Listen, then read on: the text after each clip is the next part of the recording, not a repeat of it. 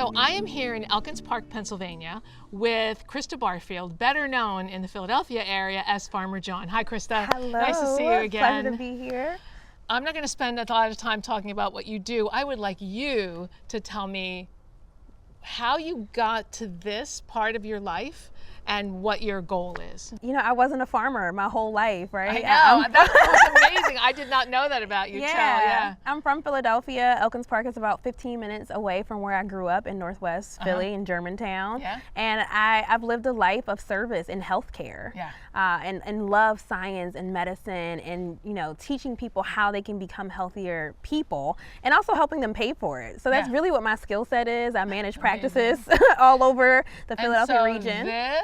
Like what turned the light on for you? What made you say, I'm going to be a farmer? I'm going to be a farmer. Yeah, working in healthcare burnt me out, to be quite honest with you. And that's just walking into a healthcare facility every single day and not taking care of your own health was my reality. Okay. And I decided in one of the moments in 2018 that I was going to quit my job. And a light bulb went off and was like, Krista, you can't live your life like this anymore. Yep. And I decided to travel for the very first time. And I took myself on a vacation to Martinique. Okay. And when I got there, I saw Black people farming for the very first time. And it was something that they wanted to do. It was their own business. They were self-sustaining. Yep. And I said, I want to do that. Yeah. I don't have a job. Let me go figure out how to become a farmer. By empowering yourself, it enabled you to, I mean, this is amazing. Yeah, reimagine what my life could really become. And I never considered myself a food entrepreneur, but here I am. And here you are. Yeah, it's about reintroducing farming into the lifestyles of urban people. Nobody knows where their food comes from. We're not connected. They don't at all. And you ask even a kid or even an adult, where are you getting where's the carrot come from? And they'll say the grocery store. Right? But they should know who their farmer is. It's sort of a birthright. You think like fresh food, clean soil, clean air, and fresh water, and we've lost touch with all that, and we just sort of accept what is sort of, no pun intended, fed to us. Absolutely. But when you start to, I noticed it when I was volunteering in schools, when you show someone how to grow something, they stand taller. Oh, they're empowered. It's amazing. Yeah, and so immediately you're going to want to eat it because you put your blood, sweat, and tears into it. Yeah. And so do you also do education programs here? We do. So our nonprofit is Farmer Jawn and Friends Foundation, and that is an educational platform for agriculture. Okay. And specifically we focus on city people, making sure that, again, they know where their food comes from, but also know that they could be a farmer if they'd like to. So it's been amazing being able to teach Black and brown people how they can give back to their community by way of agriculture. And don't you also teach people, how they can grow no matter how much space they have? Yeah. Like they can produce some of their own food, which is, we talk about food deserts, which of course we have even in our beloved city. Absolutely. But you can overcome that a little bit, even a little bit. Oh, for sure. Right on a windowsill, your porch, a stoop, you can grow some really quality food, regenerative, organically, and be healthier for yourself and your family. And in a country where we have more than 350 million people and only 1 million identify as full-time farmers. Yes. Those farmers should be cherished by this country. I know we have the big, agribusinesses, but the farmers that really feed us are small are farms. These little farms. It's true. And then for me as a Black farmer, that number drops even lower because we're at 31,000, of Black-owned farms in the nation. So there's a lot we are doing to make sure that people know where their food comes from, who their farmer is, and to make sure that we can change and really even out the face of farming. Make the playing field level. Yep. Shall we go see what we're growing? I know it's early spring and everything's baby, but we should go take a look. Yeah, I can't wait to show you. Okay, great, let's go.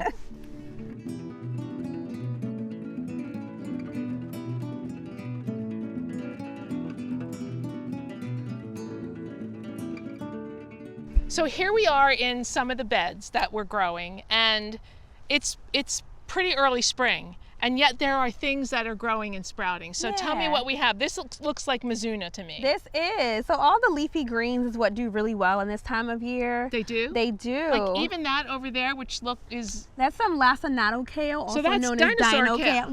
Yep. And that's coming up already. Yes. So we started some of this stuff we direct sowed right into the soil. Okay. And then some we had little small transplants that we started in our greenhouse. Yeah. So if somebody wanted to, let's say I have you know, a postage stamp size, and I want to grow some food that my family can say, we grew this and I picked the lettuce for mine. What's the best thing they can start with? Kale. Kale. Yeah, I would say kale. It really is. It'll go through the winter for you. They call it overwintering kale. And then it's a plant that will continue to push out leaves throughout the entire season. Really? So you can start it this early, and then you can still be grabbing kale in September. October. Yeah, exactly. Wow. So if you want to try, like, get your kids involved and maybe get them to start eating greens, the best way to do that is start with something like kale. Yeah. And lettuces are quick. Lettuces are so fast. You can get a nice head of lettuce in about 30 days. Which is very good for instant gratification. It's so true, but also baby lettuces you can get in like 20 days. And they're so nice. They are. They're you know, really it makes your salad feel elegant. It does, right? So everything that we have here right now early is something that anybody could get a pot, get some seeds or seedlings, and have within a month. And very simply too, because you can, a packet of seeds, you might have like 50 of these, you know, leaf seeds in there. Right. This one plant takes one seed. So like you can grow a lot of food just with one packet of seeds. So, and as cheap as that is, there's kind of no excuse $2, $3 to not grow some food. I'm just saying. Yes. And like you said, even if you have a windowsill, you can grow in a small pot these things. There's some arugula over there I'd love for you to taste. I would love to. Yeah. Let's go. I love arugula.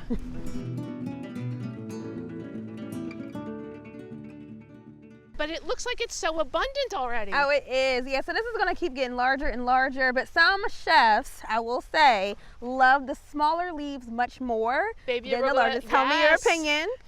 Baby arugula is more delicate in a salad, and also I think the flavor's more intense and bitter in a more sweet way.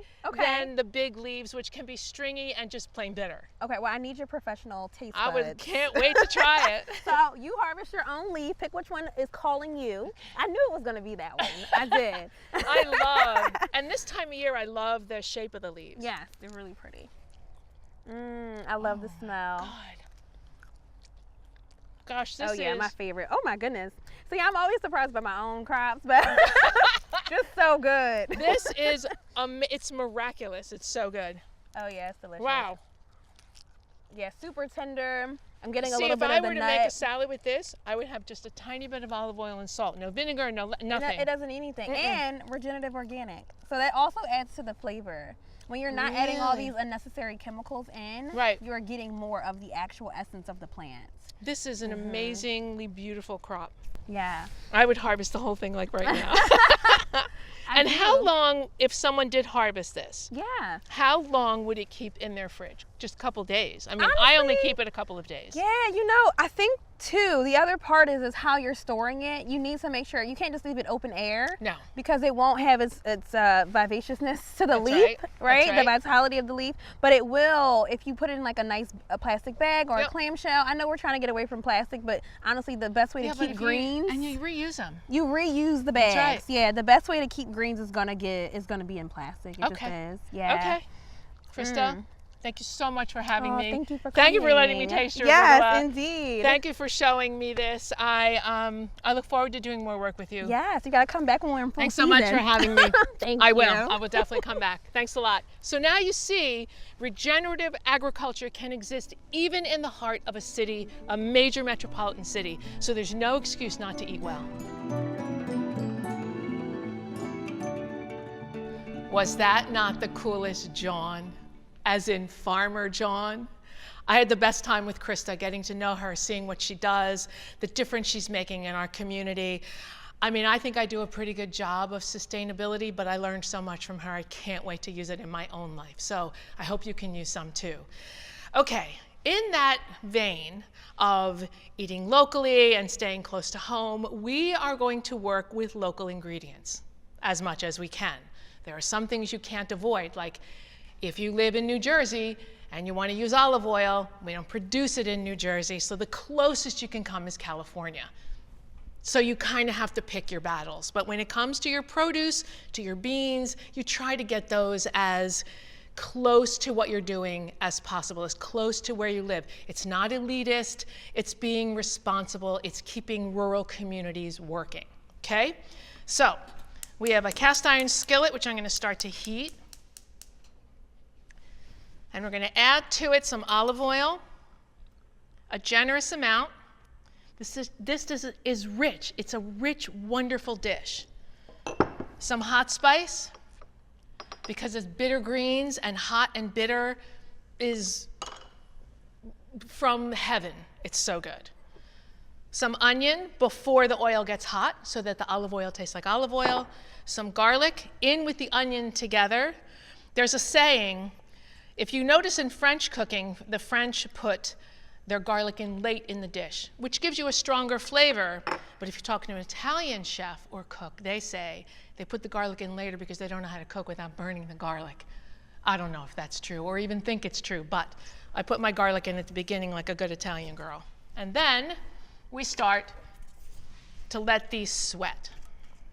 You can saute them or let them sweat, but since I started with cold oil, they're going to sweat before I can even begin to saute them. And sweating means they just sit in the oil and start to release their juices, and when you hear the sizzle build, then you can start to saute. Now, it takes a little bit longer, but what that gives me is a sweeter onion. So try it. Yeah, you missed the psh when you put it in the hot oil, but that's nice drama. What I'm looking for is a dish that's remarkable. So I'd rather take that little bit of time and sweat the onions and then saute them, okay? So you can hear the sizzle starting to build just a little bit. The next thing that goes in will be cherry tomatoes. And cherry tomatoes I use more than any other tomato because they are the lowest in the alkaloid known as solanine, which is an alkaloid that affects your joints. People who are arthritic really struggle when they eat tomatoes. So those big, juicy beefsteak tomatoes have more solanine than these little guys. So I tend to use these more. They're also a little bit sweeter. They're going to go right on top of our onions. Another little pinch of salt. And we're going to just let this all sort of begin to play well together and blend. The color of the tomatoes is beautiful, and we're going to cook them just until they start to blister. By the time this dish is done, they're not going to be tomato gravy. They're going to be, or sauce, depending on where you're from. They're going to be just starting to wilt, and the onions will be just tender. These are cannellini beans. Cannellini beans are Mother Nature's gift to us. They're high in protein, high in fiber. They make their own creaminess. I cook them before this dish because this dish is quick. You can also use them in a can. Rinse them if you're going to use canned beans because they're more tender and you get all that stale water away. The beauty of canned beans, if you are new to eating them, is that they are softer, so they're easier to digest. So go ahead and use them. So they're going to sit and sort of simmer. And then we have broccoli rabe, the star of the show, the bitter green that takes the cake, in my view.